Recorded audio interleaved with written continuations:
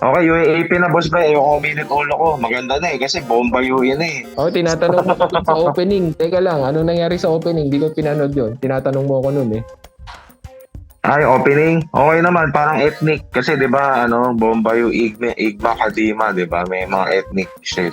Mga Tapos granada. ano, oh, wala. May pabomba naman. Pero natutuwa na rin ako kasi walang ano, pusong kampiyon. So, wala masyadong ganun. Yung ginawang ano, noon time show ng ano eh, GMA yung kabila eh. Yung G-League. Yung G-League. Okay, speaking of G-League, Boss Bray, 0-3 ang letra na condolence sa mga Riva dyan. Wow, 0-3 pala sila. Hindi ko alam. 0-3. Tapos yung AYAC nananalo na, hindi na sila may AYAC. Oh, maganda yung ano eh, yung coaching staff ata ng EAC. Yeah. Baga nagbabago yung mundo sa kabila yung pag San Beda din natalo ng Mapua, I guess. So may pagbabago na sa sa power yung ng EAC kabila. nga eh. Yung EAC nga nakikipag ang tawag dito. Nakikipaglaro nung preseason sa mga UAP schools. Sobrang close ng mga games nila. Props sa AYAC, basketball team. I mean, pagpatuloy niya, baka pwede niyo palitan yung isang team sa amin. Pero mukhang hindi na papalitan yung isang team, baka ibang yung kulay dilaw yung papalitan, boss. O kaya yung kulay pansit canton. Alright, game 1. Game 1? So UE versus UST nung Saturday. So UE won by how many? 11 10 points. 80-70. First napanood mo ba to, Chef? Yeah, napanood ko yan. Babad ako sa sa laptop. Babad. First bucket for UE and first bucket of the season galing kay Ray Remoga agad. 3 points. Yeah. Iba confidence ng bata. Parang Boss Brian, nawala si nagpahinga si ika-4. Tapos mayroong parang ika-4 na na sumalo nung mantel niya. Parang parang ika-4 si Remogat eh. 'Di ba? Parang gano'n eh. Iba na. Sobrang confident ni Remogat ngayon. Saka astig yung first quarter ng UE eh. Nilamangan nila ng mga 13 points, no? Pero nagpapapul pa din eh. Yeah. Pero tawag dito, ang in-improve talaga ng UE, every position meron silang maayos na tao. Yeah. 'Di ba? Diba may Remoga sila sa point guard. And then they got the center na wala sila the past several years. Yes. Diba? Imagine mo, minsan na lang magka-FSA ang UE. Mamaw pa. Ayun. Yeah, I think parang nga si Momoway eh. Parang Malik 2.0. Is it too early to say that? Malik Diouf 2.0. Alauna na din. It's too early to see that. Tanghali na, boss. Pero magaling yung Momoway, boss Bray. Kumbaga, sa lahat na nakikita kong FSA, probably other than Diouf na so efficient, so big, si Momoway yung second best FSA nitong first day of elimination. First 2 days. No. Oh, sipag ni Momoway. Tangina yung highlight niya doon, yung block tapos diretso fast break tapos sabay dunk Yun yung highlight niya that game. Lebron eh. Pero Boss Brian, may napansin ka ba sa UST? Ang galing ng point guard ng UST Sino yan? Ha? Ang galing ng point guard ng UST. Sino yan? Si hindi mo ba kilala? Sino? Si Mr. M? Calum. si Calum. Ilang ginawa? 8 points? 9 points si Calum. 9. Buti pa, no? Pero may napansin talaga ako, Boss Bray. Ayaw ko maging bias talaga dahil idol ko to eh. Ano napansin mo sa UST? Tuwing nasa court si Mr. Yung point guard nila si Mr. M, tuwing nasa court, lumalaki lamang ng kalaban eh. Oo, nung lilabas siya, humabol. Naging 2 points na lang ang lamang ng UE noon.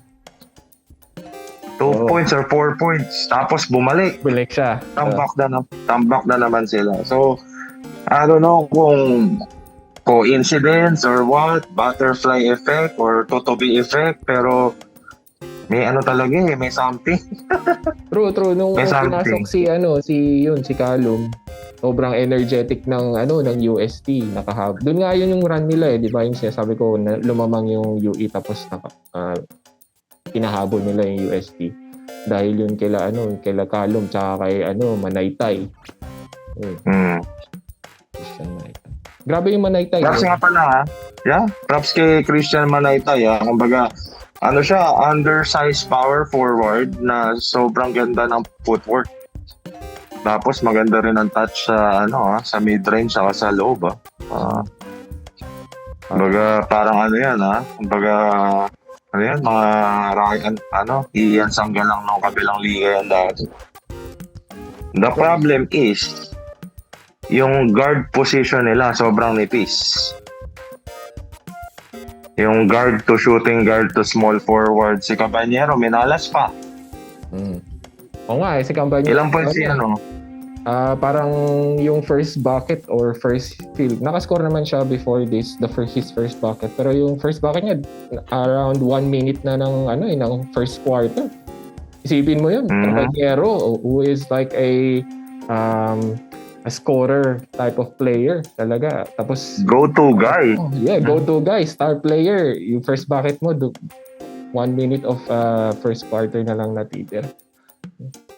Yeah, kaya problematic yan. Napamura na nga si malamang expected na yun kay Allen Key, di ba? Pero pinagmumura sila eh. Di ba? Sabagay, wala. Pero boss Ray ha?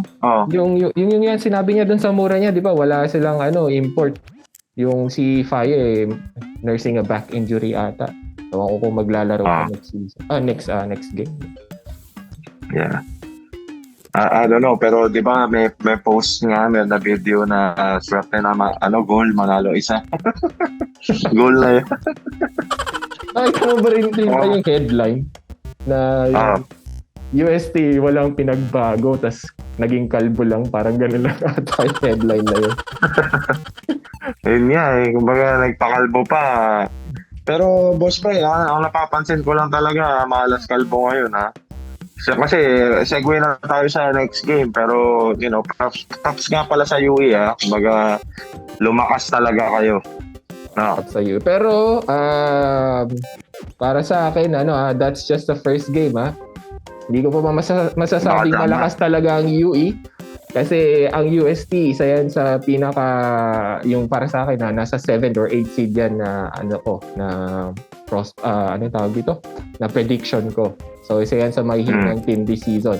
Tingnan natin for the next couple of games kung mananalo or yung UE. Diyan natin malalaman. At tignan nila sa part 2 ng video nito kung nasaan na yung UE at UST sa updated or revised prediction namin ni Boss Bray. Bababaguhin na revise na namin. Oo, nirevise ko na yung akin Revise mo na. Oo. May surprise team sa Final Four ko. Yeah. Surprise, di ba? So, speaking of surprise, nasurpresa tayo sa second game, Boss Bray. Yes. Yung inaasahan natin na number 2 or pwede pa mag-champion na team, tinalo ng NU, no? Ano score? Final score dyan. Teka lang, pull up lang natin yung score sheet natin. Score was 77-64 in favor of NU. So, ang gumawa sa NU was their captain, si Patrick Yu, 12 points. Tapos si Nash Enriquez na player of the game, 10 points. Low scoring yung game. Yung players. Pero all over the place tong dalawang to si Nash tsaka si Yu.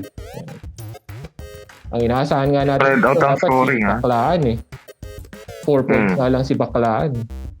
Yung utol ni Ray Parks. Putol ni Ray Parks. Check natin. Wala pa 1 minuto laro man. Wala siyang no points. Hindi, lang, pabuhat pa. Pabuhat pa.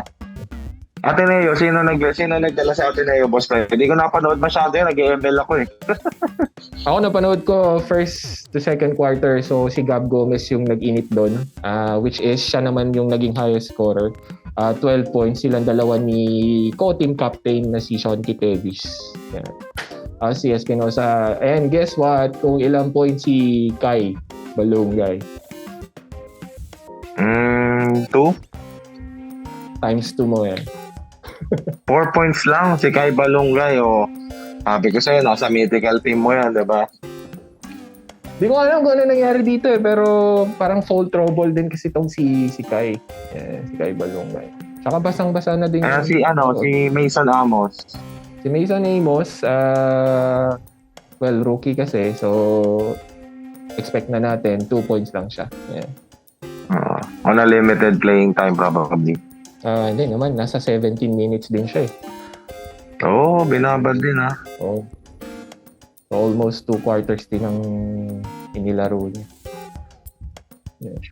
So what do you think is the problem with Ateneo, Boss Bry? Anong tingin mo ang rason bakit ganyan? But okay lang matalo sana sa NU eh, pero tinambakan sila, Boss Bry. Wala sila ng firepower ngayon. Isipin mo naman kasi kung sinong nawala, 'di ba? Na-discuss na natin 'to. Yung bigatin na nawala, lahat 'yun nasa starting 5 eh. And then daming rookie, syempre. And then once na-check mo si Kai o kaya minalas si Kai, question na kung sino yung gagawa niyan. 'Di ba? Hindi mo na alam kung sinong pagbibigyan mo ng bola, sinong i-score. Anything. Etong si Obasa, hindi naman siya Malakwame type, 'di ba? So I think chemistry because there's a lot of new guys doon sa team nila. Yeah, same. Para sa akin chemistry and also wala pang lumalabas na tempo leader. Parang wala silang leadership sa opensa. Kumbaga parang nakakapa pa sila kanino sila pupunta with regards to high pressure situation or pagkakailangan umiscore kahit sino yung talagang main scorer.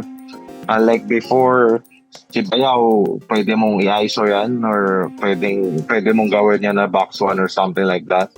I-ISO mo yan or pick and roll sila ni Kwame. Mga ganong galawan ba?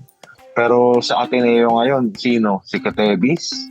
Sino ngayon yung point guard nilang higher scorer? Si Espinosa. Hindi, isa yung matapang. Higher scorer nila. Si Gomez? Oo, si Gomez. Saan mo pa yun maging first option? Wala silang first option ngayon. Kaya nga. Yeah. Siguro first option nila Kai, pero yan. In fairness naman kasi kalaban nila NU, lahat ata na nandyan sa NU, veterans na eh. Ilan lang yung bago. Si Humamoy lang ata yung alam kong bago. Isa lang naman ata yung main guy na nawala, which is si JLC, di ba? Pero Boss Bray, yan sa nangyari sa Ateneo, yan ang kagandahan ng UAAP, bilog ang mundo, bilog ang bola. Kumbaga, pwedeng nasa top ka ngayon pero 2-3 years from now, you're probably out of the Final Four or you're part of the basement, di ba? Kasi, kita mo yan, halos sa atin na napunta yung mga blue chip recruit other than DLSU and UP. Di ba? Hindi naman mga tira-tira yung mga nakuha ng Ateneo, mga Inglesero pa yan, di ba? Kumbaga, may ibang dugo. Chemistry is the name of the game. Kumbaga kung wala kayong chemistry, kahit pa lahat kayo, Galawan Jordan, magiging kayo niyan? LeBron. Yeah, speaking of Jordan, yun nga, walang yung Jordan yan ulit. I mean, condolence sa Gilas. Pero Boss Bray, anong tingin mo sa NU? from fourth spot, tumaas ba siya? I mean, may clue ba ako sa'yo na sasabihin mo mamaya? Umangat pa sa'yo yung NU or probably, Parang nasabi ko na rin ata yun nung natin, nung last episode natin. Yung sa NU. Diba, nasa 4 lang sila pero pwede silang umangat. Yeah. So, I mean, moving forward, I think ang susunod na laban ng Ateneo, Lasal na yata eh. Next, ngayong Wednesday, no? Tama ba? Oo. Lasal na, no? Let me check. Yes. Separate ticket nun mga brad, yung sino manonood nun Ateneo Lasal game sa Wednesday. Main event, 6 p.m. Pero malamang mausog yan ng alas 7. Pero imagine, Boss Bray, at risk ang Ateneo na mag-start ng 0-2. At risk. At risk. Right? In a while, no? Yeah? Yeah. Kailan ba nangyari yung 0-2 yan? Yeah. And ang isang aabangan ko dyan, maging Alachot Reyes ba ang drama kay Top Baldwin pagka nagkalata ang Ateneo ngayong season 86. Di ba? Yeah. Iba talaga sa UAP. Kahit nagcha-champion ka sa ibang league, sa pre-season, kahit UAP is different. Yeah. Okay, kaya ako nabanggit yung Ateneo Lasal, Boss Bray, kasi next game na pag-uusapan natin, Lasal FPU na eh.